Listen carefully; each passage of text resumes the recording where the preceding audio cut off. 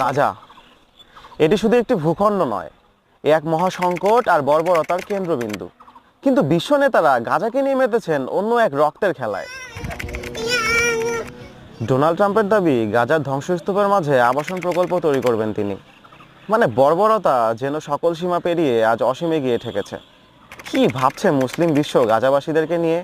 কি বা ভাবছেন গাজার মানুষেরা, যেখানে কিনা প্রতিদিন আকাশের পানে চেয়ে সৃষ্টিকর্তার করুণার আশায় ধুকে ধুকে বাঁচা মরার লড়াই করতে হচ্ছে, যেখানে সব থেকে বেশি শান্তি আর নিরাপত্তার প্রয়োজন, সেখানে কিনা আবাসন প্রকল্পের নামে পুরো ফিলিস্তিনের মানুষকে উৎখাত করার এক ডেভিল প্ল্যানিংয়ে নেমেছে নেতানিয়াহু আর ট্রাম্প প্রশাসন।